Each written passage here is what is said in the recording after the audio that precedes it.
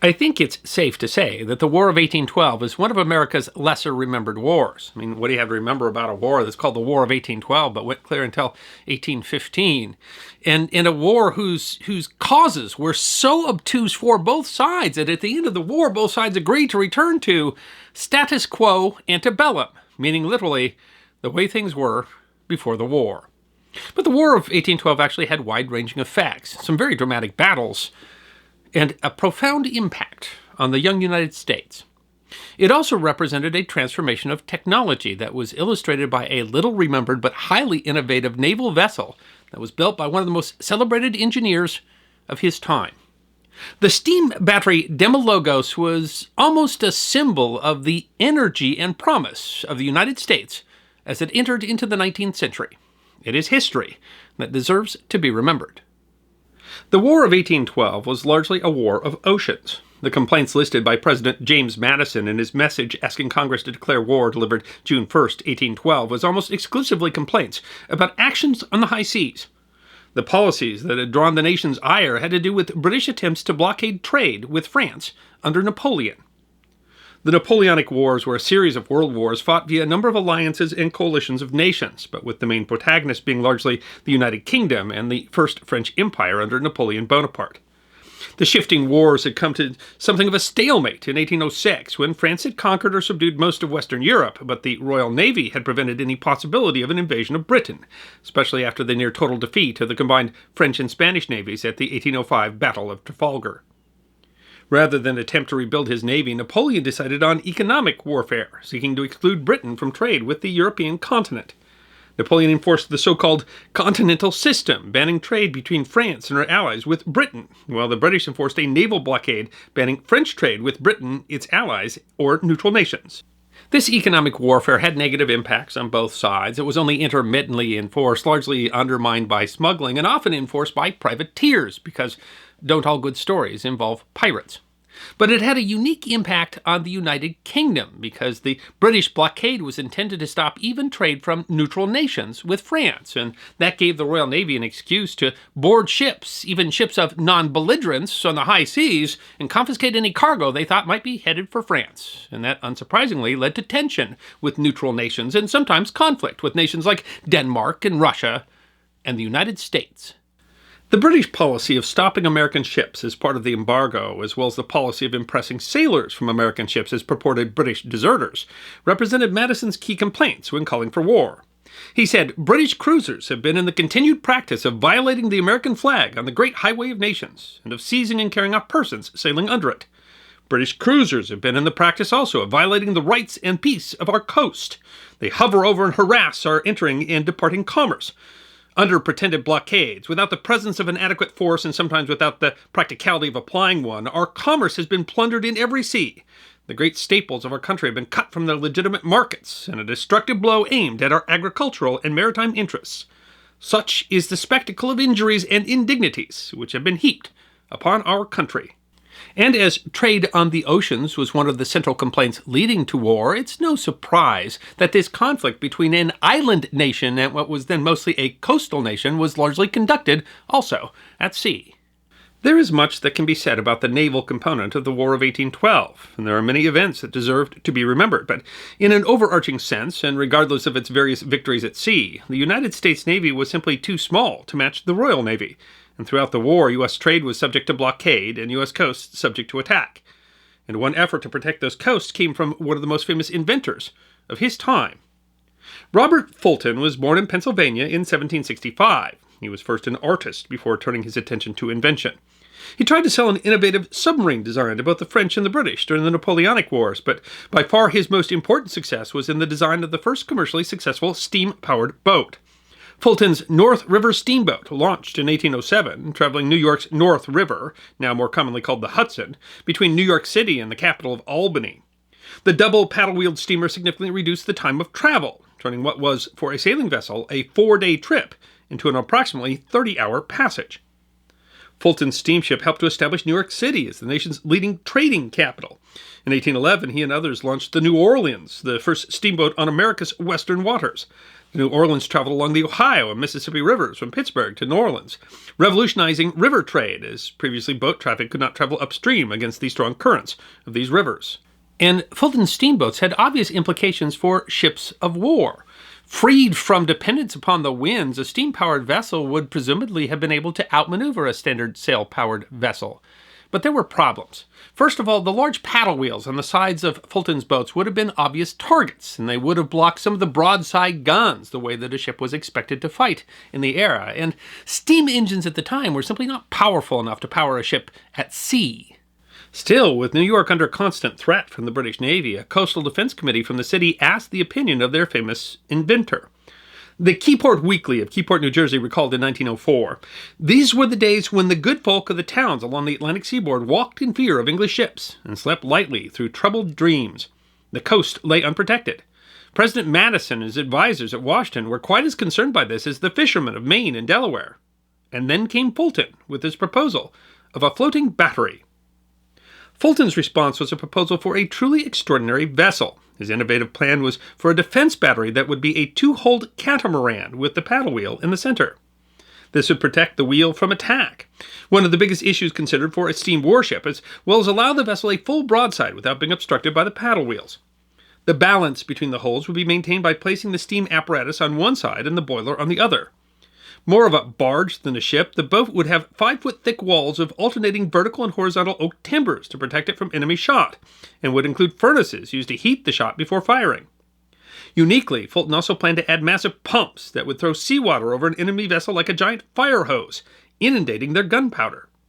Fulton concluded his proposal: "She will be the most formidable fighting ship ever constructed." The design was enthusiastically embraced by naval authorities at the time. The Pittsburgh Weekly Gazette of Pittsburgh, Pennsylvania wrote on February 4th, 1814, "The distinguished and indefatigable Robert Fulton, we find, has directed his attention to the employment of steamboats for purposes of public defense in the harbors and waters of the U.S." The paper went on to quote a letter from some of the most renowned naval leaders in the nation. "We, the undersigned, have this day examined the model and plan of a vessel of war submitted to us by Robert Fulton to carry 24 guns, 24 or 32-pounders, and use red-hot shot to be propelled by steam at the speed of 4 to 5 miles an hour without the aid of wind or tide. The properties of which vessel are, that without mast or sails she can move with sufficient speed, that her machinery being guarded she cannot be crippled, that her sides are so thick as to be impenetrable to every kind of shot, and in calm or light breeze she can take choice of position or distance from an enemy." The letter was signed by Stephen Decatur, naval hero of the Tripolitan War, and a concurrence was signed by Oliver Hazard Perry, hero of the 1813 Battle of Lake Erie. With such enthusiasm on the part of the Navy, Congress elected to support the project. On March 9th, the Long Island Star reported, "A bill is in its third reading in the House of Representatives, having passed the Senate, appropriating $500,000 for the purpose of erecting one or more floating batteries to be moved by steam on the plan of Fulton's warship." The task was not without difficulty. Scotsman John Duncan wrote in his fascinating work, Travels Through Part of the United States and Canada in 1818 and 1819, after visiting the boat at the Brooklyn Naval Yard, "Our vessels kept the whole of the sea coast in a state of close blockade, and it was the greatest difficulty that building materials could be got for her. Timber, copper, iron, lead, and coal required to be imported from distant parts of the Union or from foreign countries, and the vigilance of our cruisers allowed so little to escape that they were all scarce and enormously expensive. Ship carpenters had been sent off in such numbers to the lakes, and so many stragglers had volunteered into the Army and Navy, that workmen could scarcely be procured, and only for very high wages. Many people wanted to name the boat after Fulton, but he himself proposed a different name. He wanted to call it the Demologos, meaning the voice of the people. Still, the press mostly referred to the boat as Fulton the First. The Keyport Weekly News describes the boat. "She was a mighty craft. The boilers over which the doubters shook their heads in fear was 20 feet long by 12 feet deep. Her 2,475 tons will be driven by a water wheel 16 feet in diameter. She is a vessel resting on 2 keels, separated from end to end by a canal 15 feet wide and 60 feet long." The Weekly reports that a British newspaper at the time described the Demologos as the terror of the seas. She was designed to carry 30 32-pounder heavy guns, 12 each to a side and 3 each fore and aft, as well as 2 massive 100-pounder Columbiads, large guns used in coastal defense that were able to fire both high and flat trajectories, with the purpose of blowing holes below an enemy's waterline. However, the Navy had difficulty procuring the guns, and they were never all mounted. Duncan wrote that when she was launched, no artillery of a suitable description was to be found in New York, but a British prize was opportunely brought into Philadelphia, and 20 of her guns were dragged round through the deep roads of New Jersey. Duncan described the Demologos as a most tortoise-looking man of war. Actually, the boat didn't even have a front or a back. The wheel could spin both directions, and so it could go either way. It had rudders on both hulls on both sides. But this ungainliness, as well as the power and unreliability of the motor, meant that it was a boat for coastal or harbor defense. It wasn't suitable for sailing on the high seas. The ship was launched in October of 1814 with great fanfare, even though she hadn't even had her steam engine installed yet. She was towed by 2 steam vessels, the Fulton and the Paragon. The New York Columbian wrote on October 29th, "This morning, 15 minutes before 9 o'clock, the steam battery Fulton I was launched into her destined element. The spectacle exhibited on this occasion was one of the most magnificent and interesting ever witnessed in the city or country. The steamboats Fulton and Paragon, with select companies on board, and the Firefly and horseboat Williamsburg, with their decks covered with passengers, were on the river, and a large number of other vessels and boats, amounting to upwards of 200, were present." After a flurry of gun salutes, the paper writes, "The different sections of the multitude rent the air with their repeated acclamations." The pride of the nation was on display. The Maryland Gazette of Annapolis, Maryland, described the floating battery as a mammoth frigate, which of herself is equal to a small navy. The Columbian wrote, "The Fulton entered the water under the flag of the United States and an emblematic standard, representing the genius of America, standing securely amidst the destruction of her maritime enemies by explosion and conflagration." The Columbian concluded, "The Fulton is the first vessel or battery of her kind ever constructed, and if her opportunity shall display her potency with half the success that has crowned the steamboat experiments of Colonel Fulton, his fame as an engineer and mechanician will be greatly enhanced, and an improvement in the art of naval defense be effective, beyond all the boasted experiments of the old world."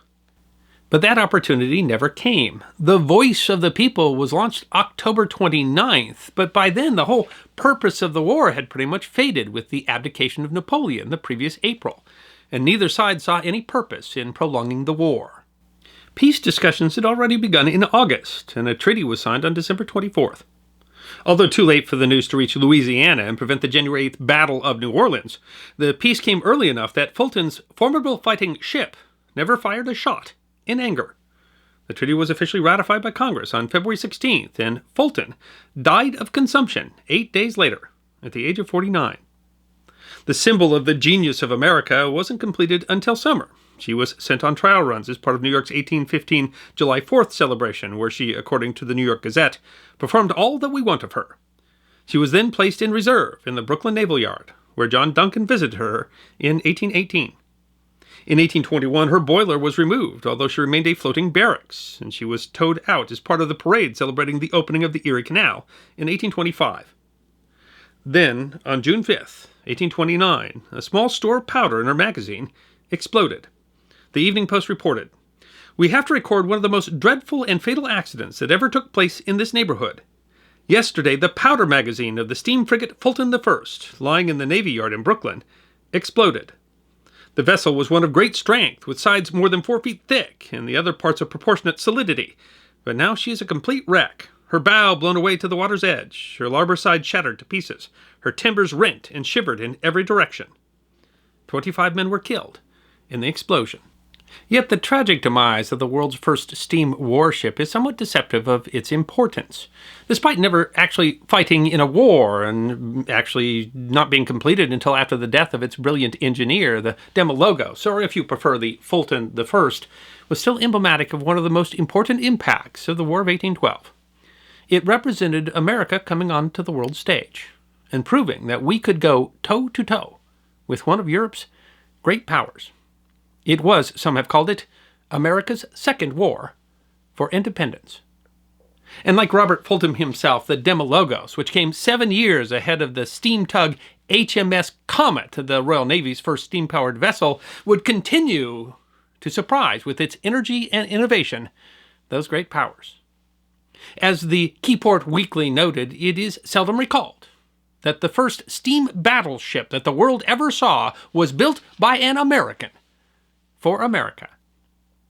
And when the United States Navy turned its attention back to building steam warships in 1836, the first one was appropriately named USS Fulton, but popularly called Fulton II.